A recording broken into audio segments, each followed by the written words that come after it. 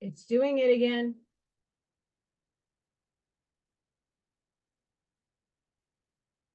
Hi, guys. It's Allison from Allykatkreations. How are you? Please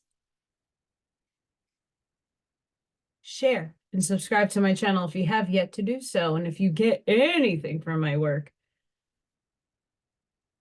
a connected an epiphany, a mind-blown moment, a new book to read, a new author to explore, artwork, oracle cards, all that stuff is in the description, but you could check that website out, AllyKatzkreations.com, where you could see this little skull guy.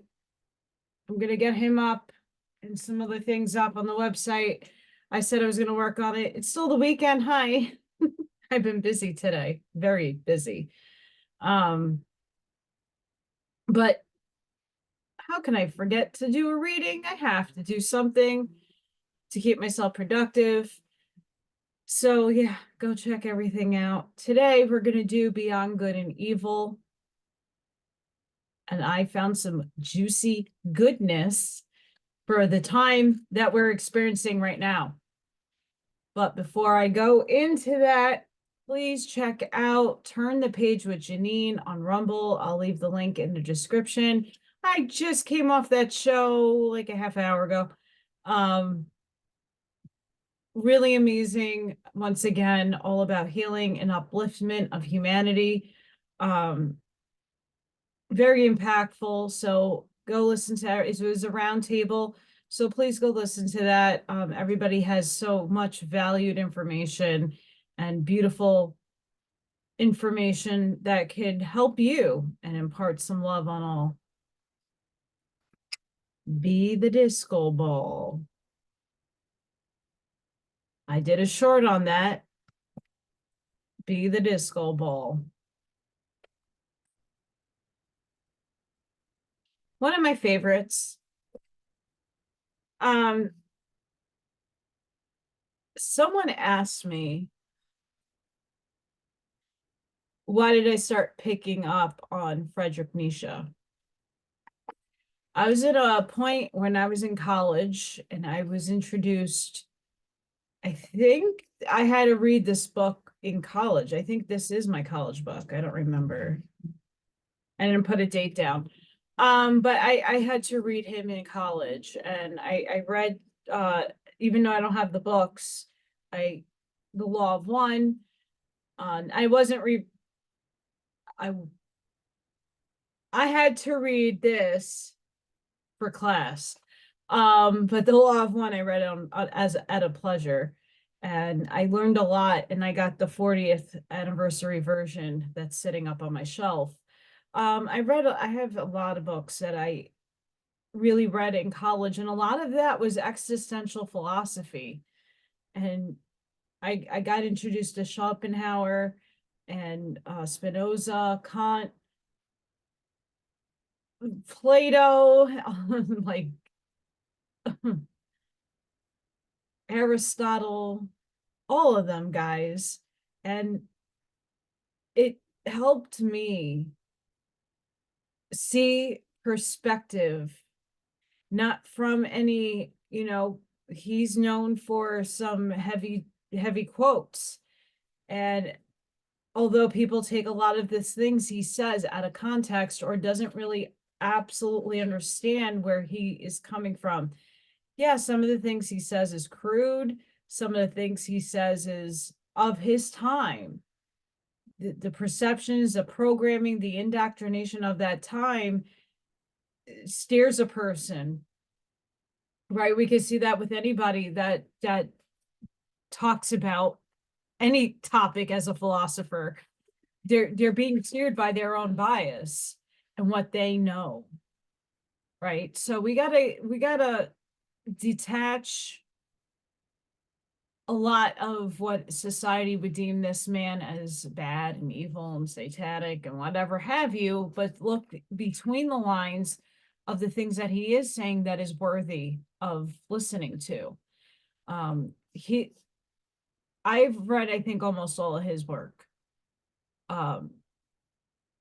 it changed my life, and it changed my perspective on how to view life.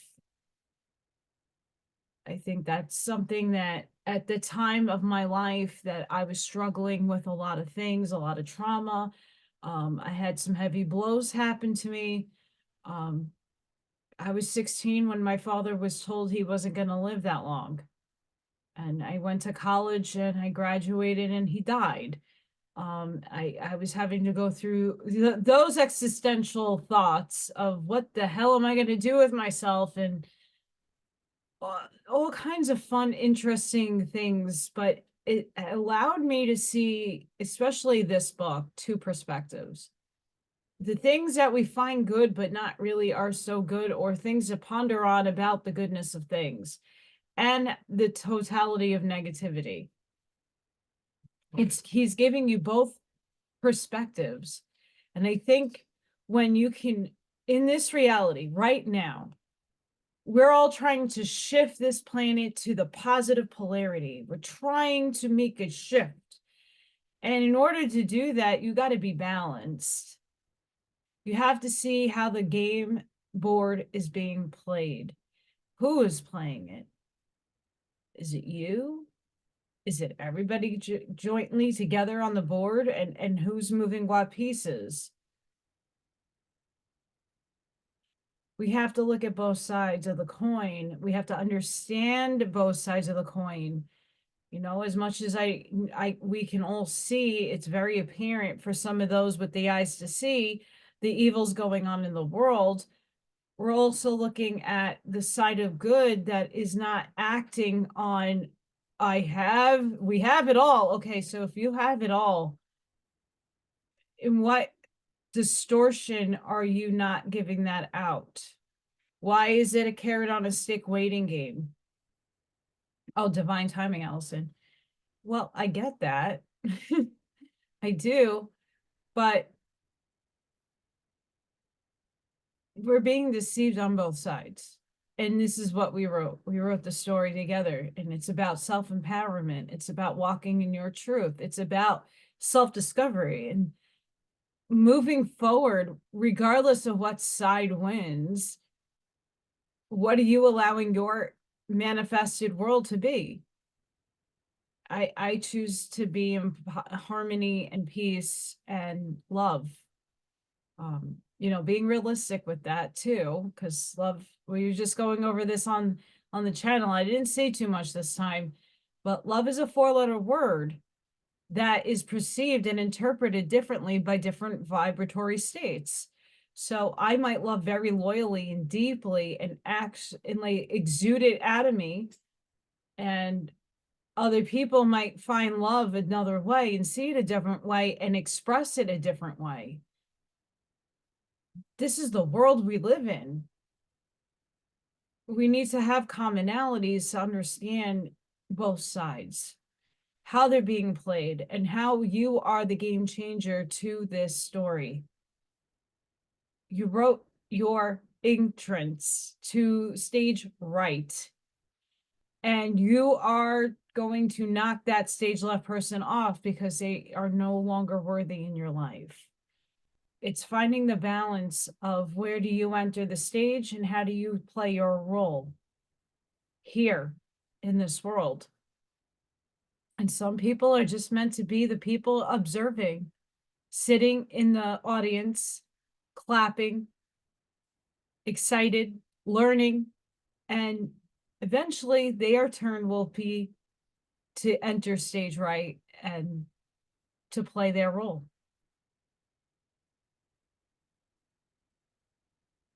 Where do you see yourself on the stage?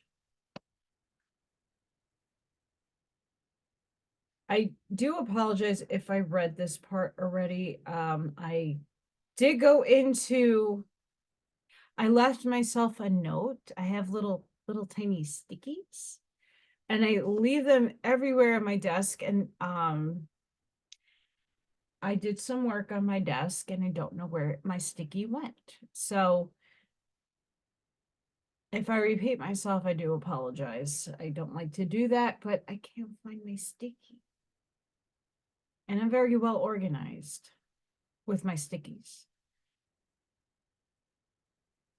Whoever has traced this history of an individual science finds a clue in its development for understanding the most ancient and common process of all knowledge and cognition.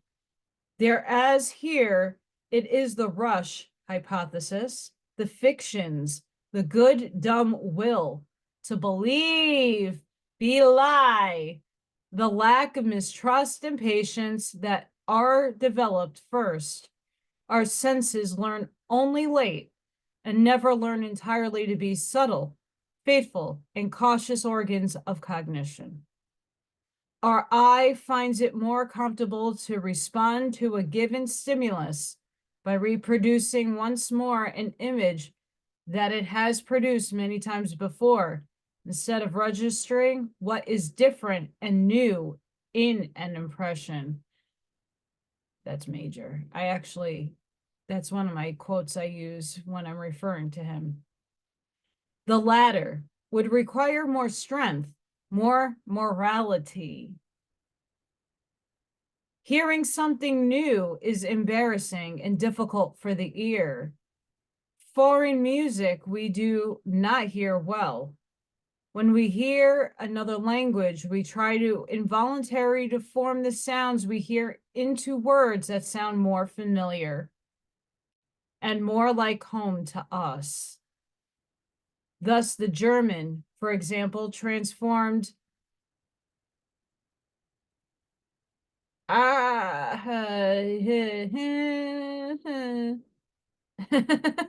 don't know how to pronounce this word. I'm gonna do my best. Arqueblastia, when he heard that into armbrust. What is new finds our senses too hostile and reluctant.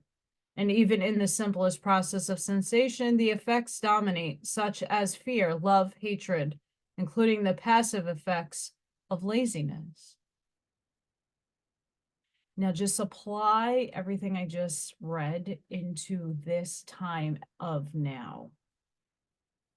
When it comes to anything, just come into it.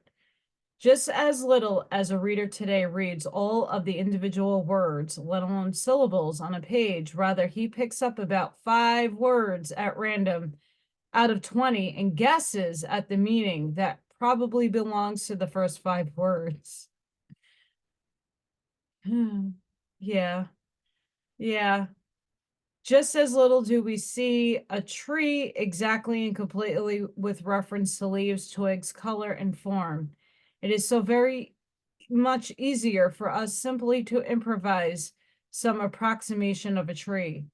Even in the midst of the strangest experiences, we still do the same.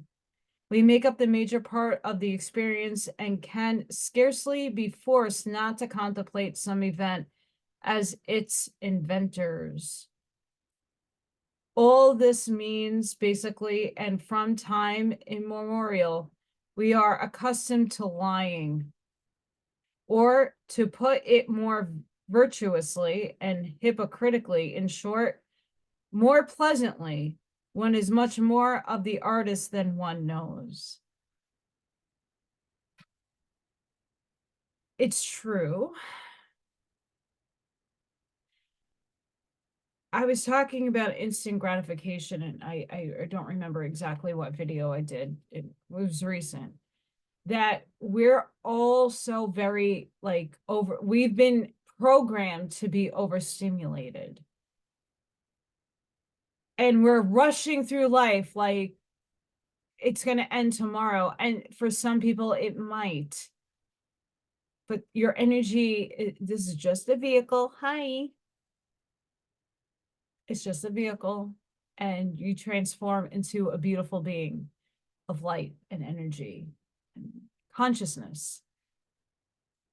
We're so programmed to rush, to see everything at the first grasp, that we're not really seeing exactly what we should if we were focusing in on something and zeroing in on it. And I know for a lot of people like myself that have dyslexia, I see words and things that are not necessarily there, but I see them. So there's like a lot of layering going on with people that have neurological things going on, like dyslexia, where things appear differently. Your brain works differently. Congratulations. There's nothing to be ashamed of with that. A lot of people have it, and a lot of people aren't even aware. But take the instance, the game telephone, where someone says a phrase or a sentence to somebody, and they're going to repeat it to the next person, to the next person, to the next person.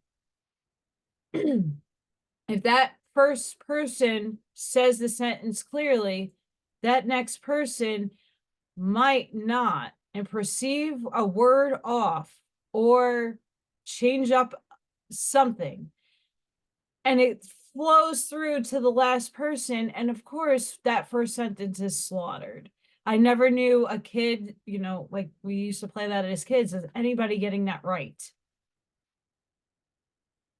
Is that a lie completely? Yeah, sure, you could call it that because that's what it is. It's not exactly what it was when it was formatted in the first place, but take that in life. We all interpret and perceive reality differently. And when this world forces us to hear shit, some of us hear it differently for a good thing, but they're lying to us, and some people don't pick up on those lies. In animated conversation, I often see the face of the person with whom I am talking so clearly and so subtly.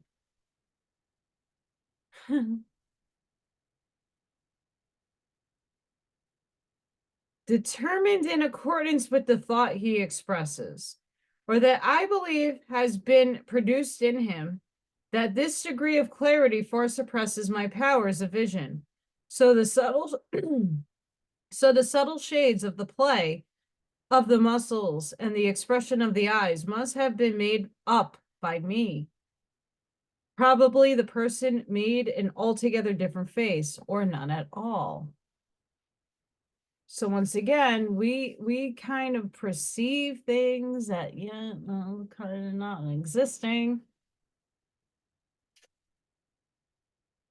But you got to learn how to focus.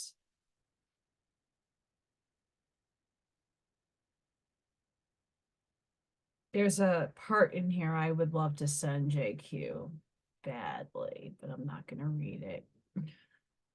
But it's good.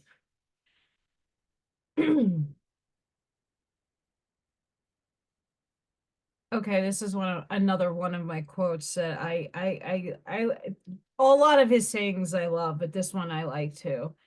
Countless dark bodies are to be inferred besides the sun, and we shall never see them.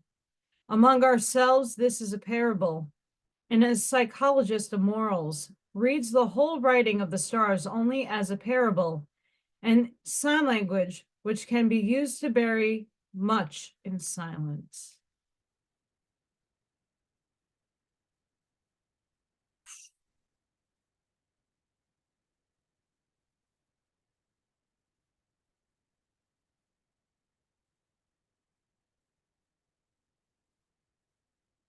I'm going to have to go over this one. Hang on, please hold.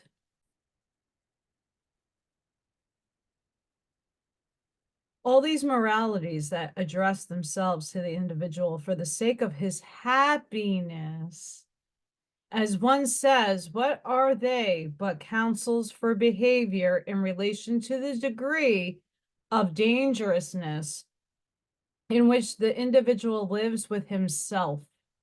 Recipes against his passions, his good and bad inclinations, insofar as they have the will to power and want to play the master, little and great prudences and artifacts that exclude the nook odor of old nostrums and of the wisdom of old women, all of them baroque and unreasonable in form, because they address themselves to all, because they generalize where one must not generalize.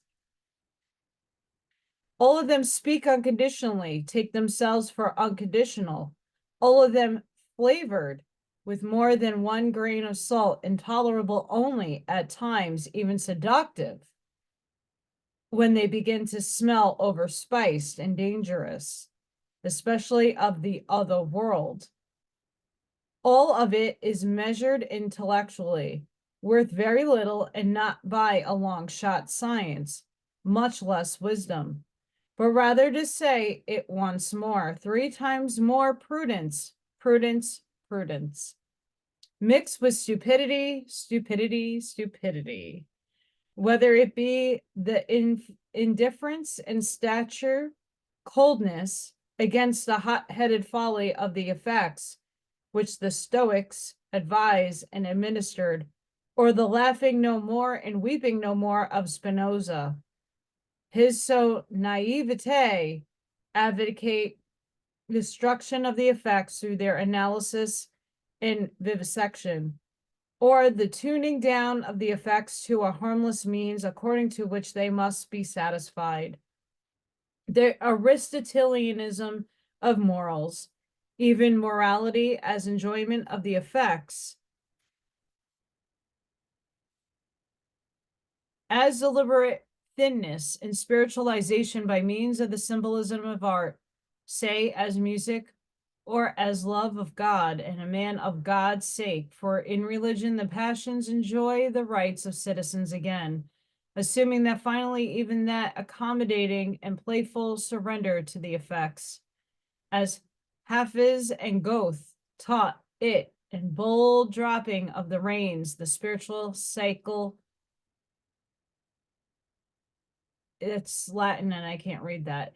An exceptional case of wise old owls and sots, for whom it no longer holds much danger. This too for the chapter morality as timidity.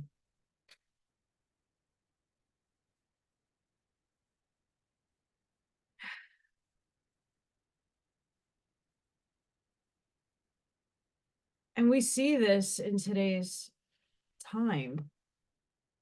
We see people who generalize people, places, and things and blow things out of proportion or make a whole race really bad when it's just a few.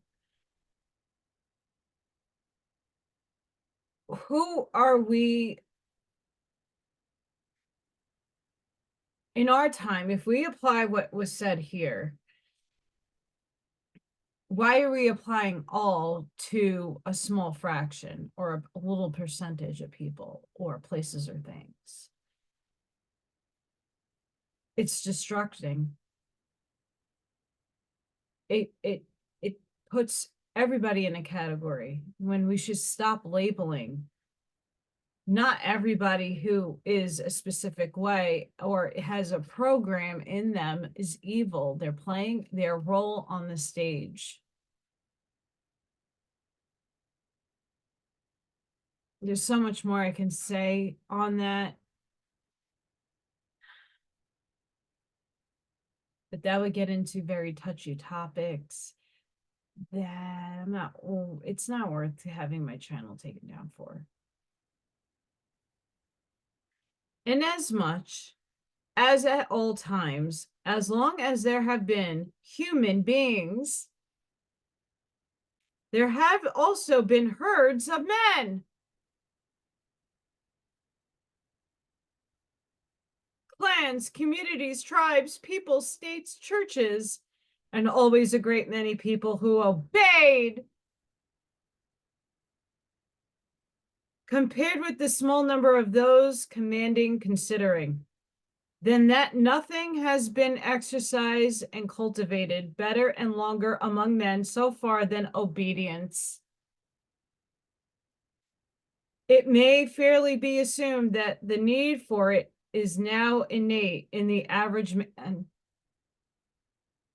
as a kind of formal conscience that commands, thou shalt unconditionally do something, unconditionally not do something else. In short, thou shalt.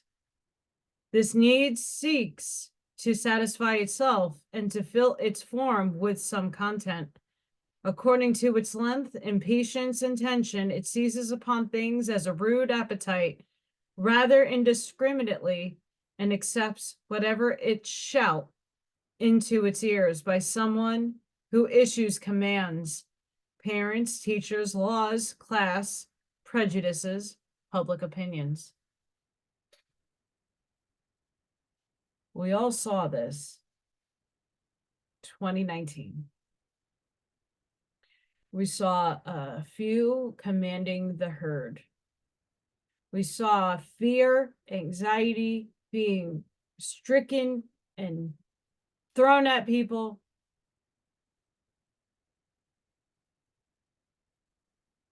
And then they used devices and other synchronistic things in that time frame to take a lot of people out. Genocide anybody? A lot of us were the ones who weren't able to be programmed. We're the ones that said, I see past your shit. I'm not walking with the herd. And for myself, I've never walked with any kind of herd. No one wanted me around. It's true. I always take to my own talk, and I've always been a unique individual that has my own thoughts. And although my thoughts are not necessarily my own, I've always had a higher awareness of agendas and things being that steer people into a mindset or a behavior or thinking. I never really ran with it, and we can kind of see as this, I didn't go read further, but we can really see this right now, right? The very thing we criticize the people for, listening to CNN and some other news broadcasts that dictated to them how to think. Well, isn't this not happening right now in other communities? Where instead of going in and thinking for yourself and going into your heart alignment, because if it hits here, there it goes. Yay. If it hits there, right, then you're on the right path because you trust yourself in making a judgment, making a decision, pushing forward, right? Even if that herd is small, where they're being led to is not slaughter. They're being able to go amongst a herd, but they're spread out and having a beautiful existence, right? We seeing this again repeat itself, but just differently. And when you look at that perspective, where the carrot on the stick, I keep saying this because I feel a lot of people are being led in the wrong direction because you want something that's outside of yourself instead of focusing in your heart space to know what you really want. Like, I don't need a check for $1 million to be happy, because that's not going to make me happy. Yeah, I want to be able to live contently. That check will run out at one point during my lifetime. And then I'm going to need another check. It's always something, you're always grasping for something more and more and more, right? If you have something that you want to do for humanity, do a storyboard, put your ideas on a blog, get it out there. There might be other people who will be able to help you manifest it now, and not sitting there and going, yeah, I'm going to wait for that to happen. Yeah. They said it's going to happen. They said it's going to happen. Oh, but that paper said it's going to happen. And this is how it's going to happen. And again, you're being dictated to. And you're listening and you're starting to believe because you want better circumstances instead of creating that circumstance for yourself. and going in. And yeah, it trust me, I've been in that spot where I ate once a day and I didn't know how I was going to pay the next bill. And it was very survival mode and very unhealthy. I gave my faith to the universe. And even now, I have a job fair thing on Monday. Like, I'm putting myself out there. If it's meant to happen, I'm supposed to land a job, great. If not, okay, so I have to course direct and figure out what is it that will get me that income, what will get me stable. And that's all I want to be, is stable and content. I want to be able to pay the bills. I need dentures bad. I need dentures. I need something because my teeth are bad. I want all this rot out of my mouth, and that's not cheap. And no one's going to give you the financing unless you have the credit and you have moolah. And we're still living in a third dimensional concept. We're still here and we're going to be here for a while. So get comfy and cozy. Your thinking, your brain, your expanded consciousness is on a higher dimensional level and plane. And yeah, we're all trying to shift to the best and highest timeline for the here and the now. Not arguing that. But bring rationality and logic and balance it out with the abstract. The same thing that we're criticizing other people for is happening within ourselves when we're listening to everybody else dictate what's going to happen. Thankfully, there are a few people who are hypothesizing and just giving their opinions without leading you astray in a direction where your heart is going to break when this shit does not occur. And it's not to be mean, and it's not to try to say don't have hope. But we're reaching far out of the outside world for stuff to save us when we are the ones that have to save ourselves. We are the ones who create our reality. So when you figure that out for yourself, and when you can actually sit in your chair and go, okay, what is it that I need to do to pull forward? So I've been looking at all types of different jobs that is working with children and maybe incorporating art into it. I'm looking at all different types of businesses around here, all different types of possibilities. I send my resume. I don't even get a response. Okay, so that door is not open for me, but that doesn't mean the next door won't be. I won't know until I put myself out there. Same thing with all of you. As much as I love to do this, today was like the best day I could have ever had. I was working really hard, but I didn't feel like I was working. Like, this stuff makes me happy. It doesn't make me much, but you know what? I'd rather be happy. I want to be a service to others.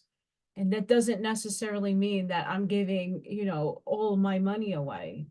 That's not what requires happiness in a life. It's uplifting people. It's giving people guidance. It's serving the community.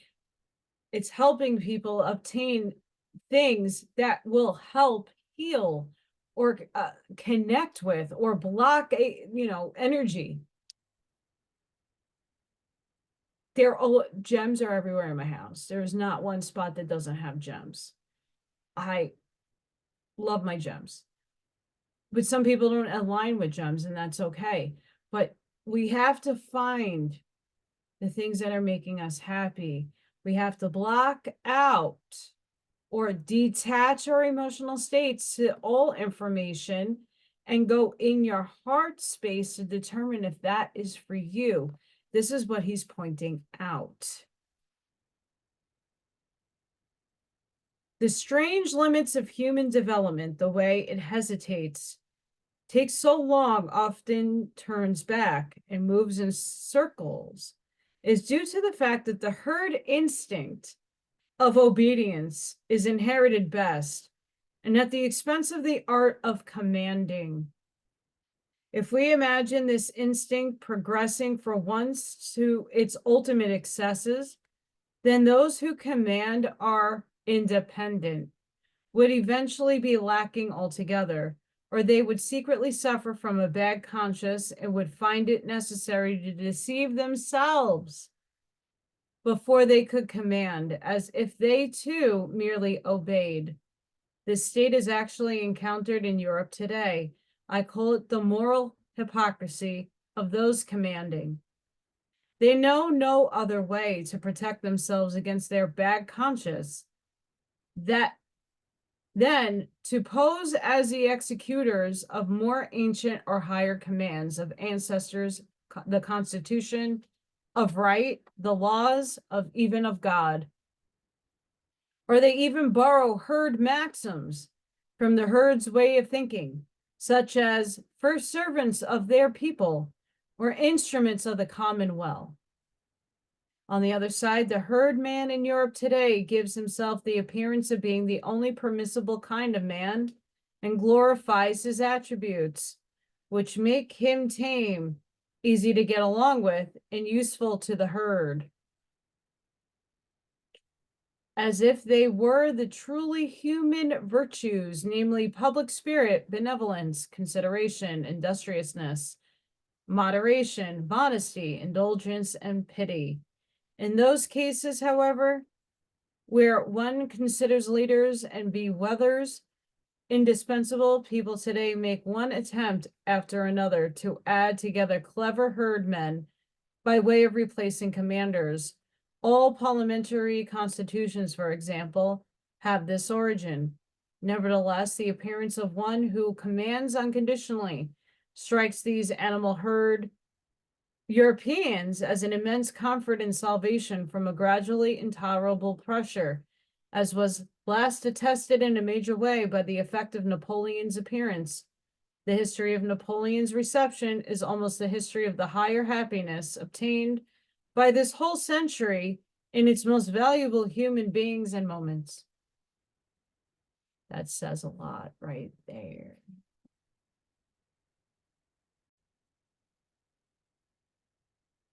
In an age of disintegration, the mixes, races, indiscriminately, human beings have in their bodies a heritage of multiple origins that is opposite, and often not merely opposite, drives and values, standards that fight each other and rarely permit each other any rest. Such human beings of late cultures and refracted lights will on the average be weaker human beings. Their most profound desire is that the war they are should come to an end. Happiness appears to them in agreement with the tranquilizing, from example, Epicurean or Christian medicine and way of thought, preeminently as the happiness of resting, of not being disturbed, or satiety, of finally obtaining unity. As the Sabbath of Sabbaths, to speak with the holy rhetoric, Augustine, who himself such a human being. But when the opposition and war in such a nature have the effect of one more charm and incentive of life, and if moreover, in addition to his powerful and irresistible drives, a real mastery and subtlety in waging war against oneself, in other words, self-control, outwitting, self-outwitting, has been inherited and cultivated too, then those magical, incomprehensible, and unfathomable ones arise, those enigmatic men predestined for victory and seduction, whose most beautiful expression is found in Alcibiades and Caesar, to whose company I should like to add the first European after my taste, the Hohenstaufen Friedrich II. I don't know who that is. And among artists, perhaps Leonardo da Vinci. They appear in precisely the same time and ages when the weaker type with its desire for rest comes to the fore. Both types belong together and owe their origin to the same causes. It's going to keep getting better here, guys. As long as the utility reigning in moral value judgments is solely the utility of the herd, as long as one considers only the preservation of the community and immorality is sought exactly and exclusively in what seems dangerous to the survival of the community, there can be no morality of love thy neighbor, neighbor love.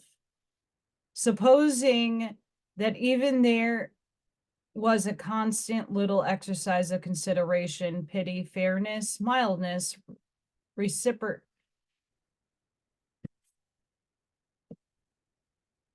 It's not going to come out. Reciprocity, there we go, of assistance, supposing that even in that state of society, all those drives are active, that later receive the honorary designation of virtues and eventually almost coincide with the concept of morality. In that period, they do not yet all belong in the realm of moral valuations. They are still extra moral.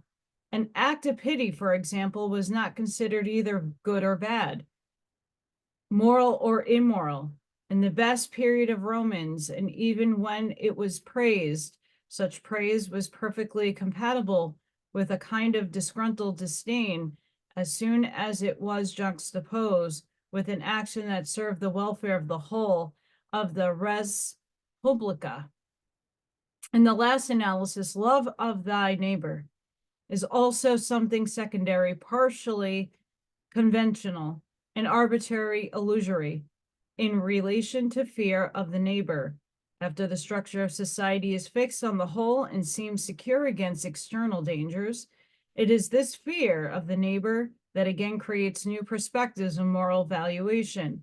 Certain strong and dangerous drives, like an enterprising spirit, full-heartedness, vengefulness, craftiness, rapacity, and the lust to rule, which had so far not merely been honored insofar as they were societal useful, under different names, to be sure, from those chosen here, but had to be trained and cultivated to make them great, because one consistently needed them in view of the dangers of the whole community against the enemies of the community, are now experienced as doubly dangerous, since the channels to divert them are lacking, and step up upon step, they are branded as immoral and abandoned to slander. Now the opposite drives and inclinations receive moral honors, step upon step. The herd instinct draws its conclusions.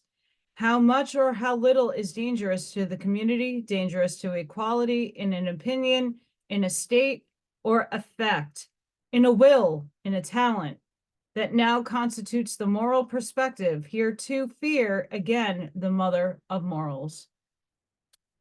And we're going to be seeing this more as we try unity consciousness and come together as neighbors and communities, and we'll see the egos start flying free. The highest and strongest drives, when they break out passionately and drive the individual far above the average, the flats of the herd consciousness, wreck the self-confidence of the community, its faith in itself, and it is as if its spine snapped. Hence, just as these drives are branded and slandered most, high and independent, sorry guys, spirituality, the will to stand alone, even a power, reason, are experienced as dangers. Everything that elevates an individual above the herd and intimidates the neighbor is henceforth called evil. And the fair, modest, submissive, conforming mentality, the mediocrity of desires, obtains moral designation and honors.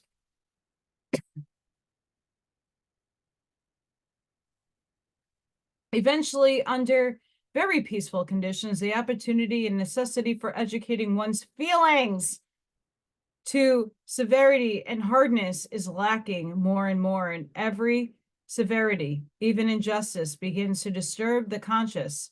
Any high and hard nobility and self-reliance is almost felt to be an insult and arouses mistrust.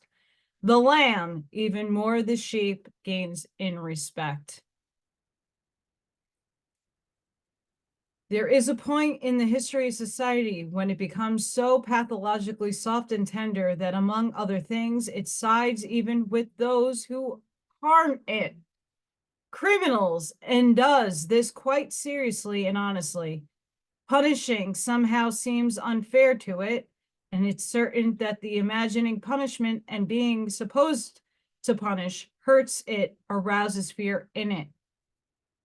We see this now, folks. It is not enough to render him undangerous. Why still punish? Punishing itself is terrible. With this question, herd morality, the morality of timidity, draws its ultimate consequence. Supposing that one could altogether abolish danger, the reason for fear, this morality would be abolished too. It would no longer be needed. It would no longer consider itself necessary. Whoever examines the conscience of the European today will have to pull the same imperative out of the thousand moral folds and hideouts, the imperative of herd timidity. We want the same day. There should be nothing anymore to be afraid of. Someday, throughout Europe, the will and way to this day is now called progress. And we're seeing it now. In our time, in our consciousness, in our society, this is playing out in the theaters near you, here and now, sadly. Let us immediately say, once more, what we have already said 100 times, for today's ears resist such truths. Are truths. We know well enough how insulting it sounds when somebody counts man unadorned and without metaphor among the animals, but it will be charged against us as almost a guilt that precisely for the men of modern ideas, we constantly employ such expressions as herd instincts, and so forth. What can be done about it?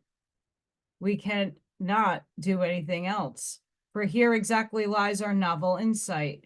We have found that in all major moral judgments, Europe is now of one mind, including even the countries dominated by the influence of Europe. Plainly, one now knows in Europe what Socrates thought he did not know, and what that famous old serpent once promised to teach. Today, one knows what is good and evil.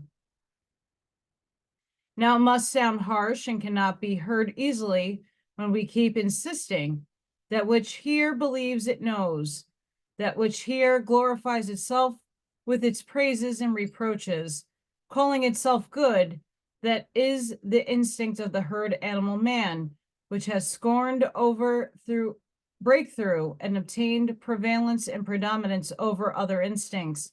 And this development is continuing in accordance with the growing physicality and approximation and assimilation of which is the symptom. Morality in Europe today is herd animal morality. In other words, as we understand it, merely one type of human morality beside which, before which, and after which, may other types, above all higher moralities, are or sought to be possible. But the morality resists such a possibility, such an ought, with all its power. It says stubbornly and inexorably, I totally butchered that and I apologize, I am morality itself and nothing besides its morality. Indeed, with the help of a religion which indulge and flatter the most sublime herd animal desires, we have reached the point where we find even in political and social institutions an even more visible expression of this morality. The democratic movement is the heir of the Christian movement. But there is an indication that its tempo is still much too slow and sleepy for the more impatient, for the sick, the sufferers of the instinct mentioned. Witness the ever madder howling of the Antichrist dogs, who are baring their fangs more and more obviously and roam through the alleys of European culture. They seem opposites of the peacefully industrious Democrats and ideologists of revolution, and even more so of the doltish fasters and brotherhood enthusiasts who call themselves socialists and want a free society. But in fact, they are at one with the lot in their thorough and instinctive hostility to every other form of society except that of the autonomous herd, even to the point of reputing the very concepts of master and servant. Runs a socialist formula. They are at one in their tough resistance to every special claim, every special right and privilege, which means in the last analysis, every right. For once, all are equal, nobody needs rights anymore. They are at one in their mistrust of punitive justice, as if it were a violation of those who are weaker, a wrong against the necessary consequence of all previous society. But they are also at one in religion of pity, in feeling with all who feel, live, and suffer, down to the animal, up to the God. The excess of a pity with God belongs in a democratic age. They are at one, the lot of them, in the cry and the impatience of pity, in their deadly hatred and suffering generally, in their almost feminine inability to remain spectators, to let someone suffer. They are at one in their involuntarily plunge into gloom, an unmanly tenderness under whose spell Europe seems threatened by a new Buddhism. They are at one in their faith in the morality of shared pity, as if they were morality in itself, being the height, the attained height of man, the sole hope of the future, the consolation of present man, the great absolution from all former guilt. They are at one, the lot of them, in their faith in the community as the savior, in short, in the herd, in themselves.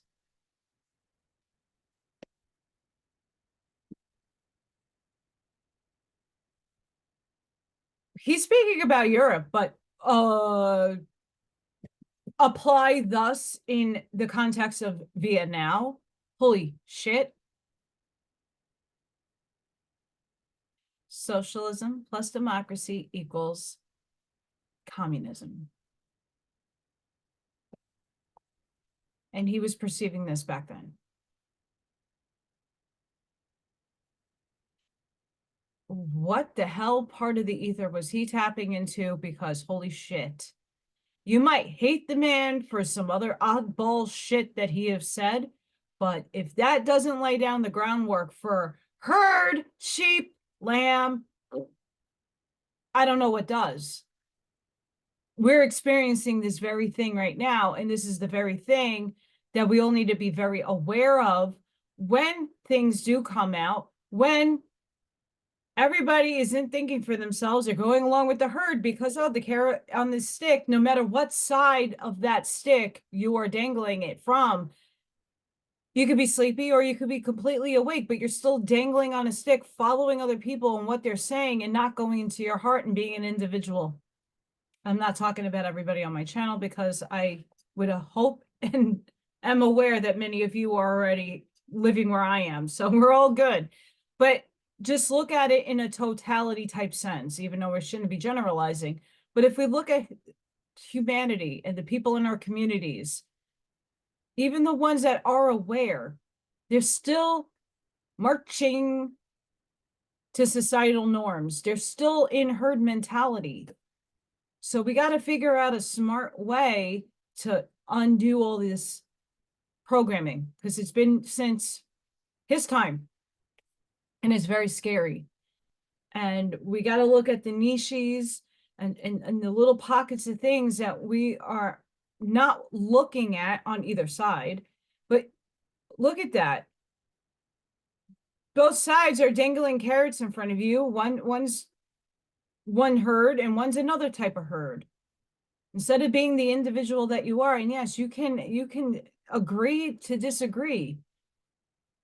You can still walk with your kind, with your tribe, with this person, that person. But be in the awareness that you're not just allowing things to dictate to you how to feel, what to see, how to formulate those things for yourself first before you follow. Go into your heart space, align what people tell you in your heart. Because I'm going to tell you right now, a lot of sleepy people really, truly in their heart space believed that I was going to kill them. And that if they didn't do a certain something, that they were going to die. And that was a real deal feeling. But it came out of the space of fear and not of love. Where I choose to come out of the space of love for self and for others to say, well, something's a little amiss here. Let me think. And yeah, there was a lot of fear at the time because I didn't know how to survive. Because we're taught certain programming and indoctrinated into what things should look like, when I should have known better that everything in my life has been outside of a box and outside of the fold and far away off in the distance where everybody's following the box. I'm outside of the box having fun on my own. And I know a lot of you feel that way too, but geez Louise, this is brilliant work. And I got one more section to go. I just want to get all this coughing out. I don't know if I'm going to get all the coughing out. I tried. The last part of this section that I'm going to read, and then we'll wrap it up. And I made this in quotations. We have a different faith. To us, the democratic movement is not only a form of the decay of political organization, but a form of the decay, namely the diminution of man, making him mediocre and lowering his value. Where then must we reach with our hopes? I hope people now give him a little bit more credit where it needs to be. Toward new philosophers, there is no choice. Toward spirits, strong and original, enough to provide the stimuli for opposite valuations and to revalue and invert eternal values. Towards forerunners, toward men of the future, who in the present tie the knot and constrain their forces, the will of millennia, upon new tracks. To teach men the future of man as his will, as dependent on a human will, and to prepare great ventures and overall attempts of discipline and cultivation by way of putting an end to the gruesome dominion of nonsense and accident that has so far been called history. The nonsense of the greatest number is merely its ultimate form. At some time, new types of philosophers and commanders will be necessary for that. And whatever has existed on earth of concealed, terrible, and benevolent spirits will look pale and dwarfed by comparison.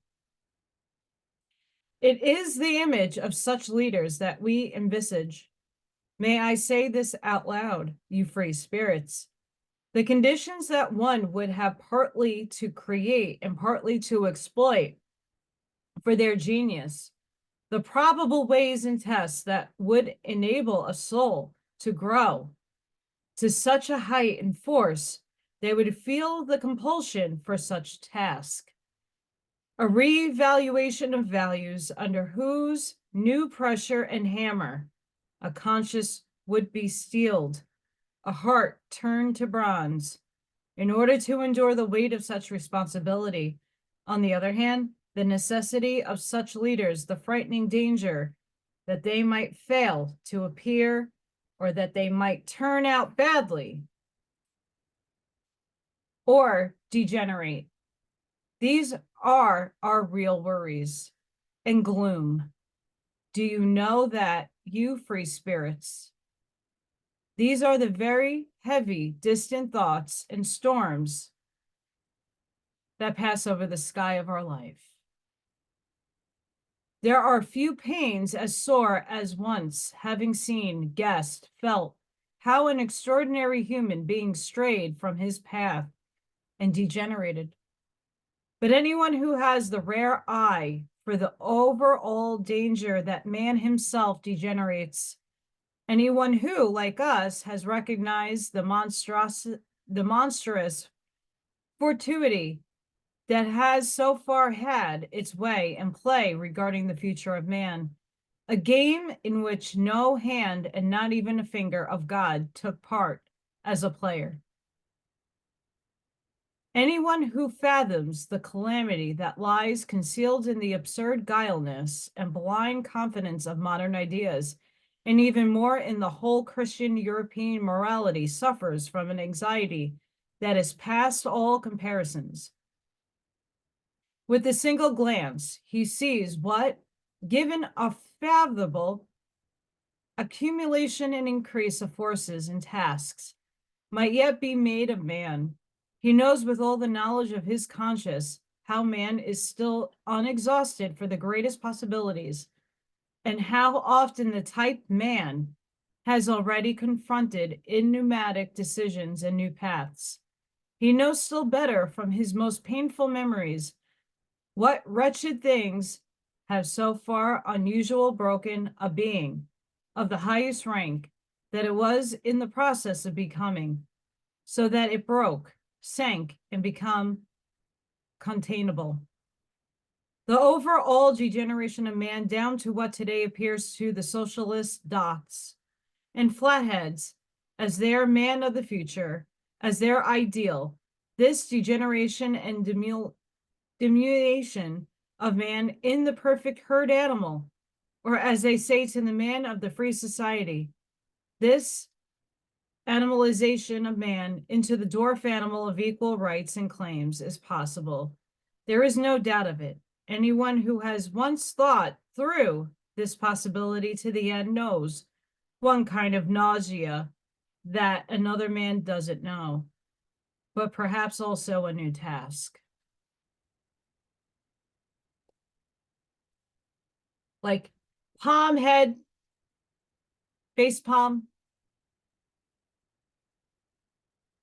We're here. Hi, Nisha. Hi. We're here. We are here. He just described everything going on right now, even though he was talking about Europe. We're here right now. And yes, Europe, you are also included. Crap. That was good. That last part, holy crap. Mind blown. I mean, when I first read that, I had an inkling of what was going on politically, but now, so the expansion of consciousness on my end in the political realm, holy shitballs, he is on it. He knows what he's talking about. And did he know that this was going to happen now to us again? Or are they already repeating their past because we're so ignorant to see it that we don't read and we're here again? And I could say half and half. The only thing we could change is our reaction to the world and the vibration we put out for it and to it and for ourselves. So because we know a lot more of the truth and we have the awareness rising and rising, we will now be able to stand in a better position, understanding the herd mentality, understanding the insanity on both sides, and see where commonalities lie and what really is going to move man forward. Because I'm going to tell you right now, one side wants one thing and the other side wants another. And who we thought we were listening to that was good, we're manifesting their reality, and they're tricky little bastards. And we're all looking to carry it on the stick. And this person said this and this person. Stop worrying about why these people renting space in your freaking brains. I love you all, but stop. Who cares? You know why? Because you're feeding them energy. Learn how not to feed other people energy. Learn how to keep that person might be CIA agent. Okay, cool. Let that go, because you're going to feed that person if you're going to intently and focus on it. Detach emotions. Yeah, if you're interested and you're bored and you want to look at something, great, but detach your emotional state to it, because you're feeding these mother effers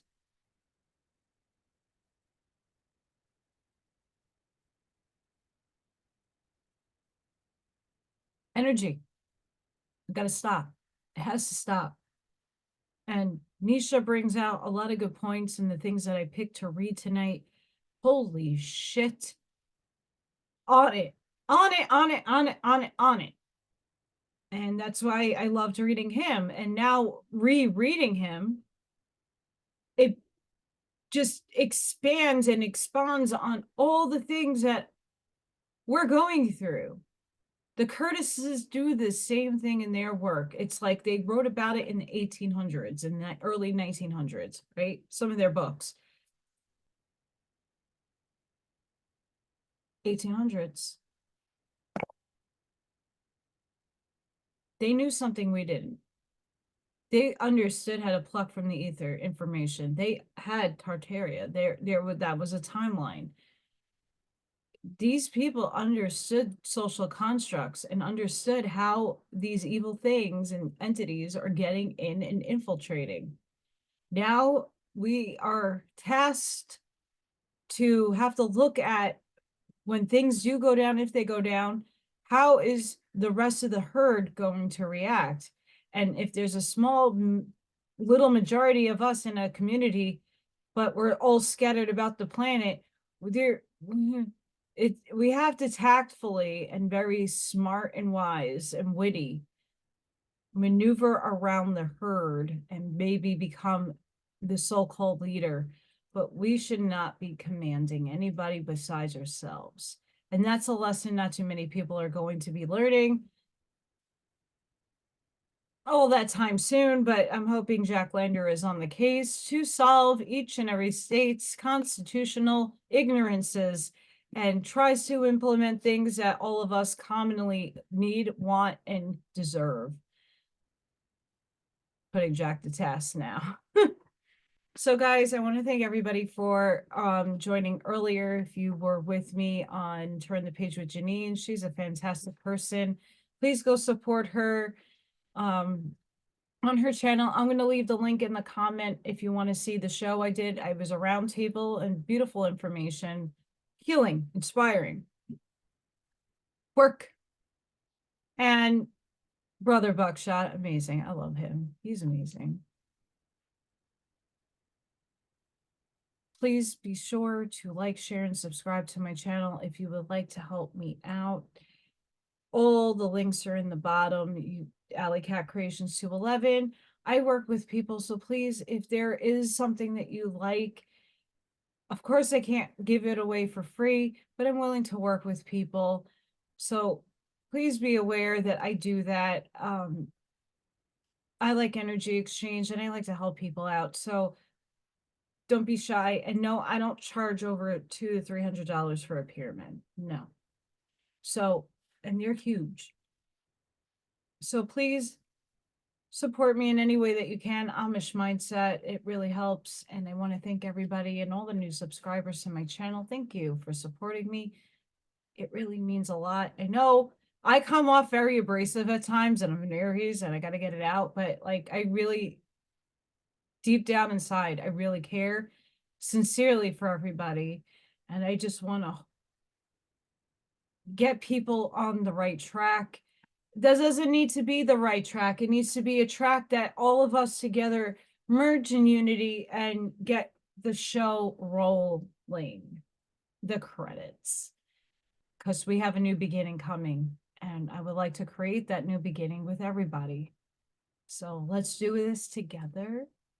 And until the next one, guys, sending each and every one of you love, light, compassion, grace, shielding, and protection energy. Please have a great rest of your weekend and blessings to everybody. And I'll see you on the next one.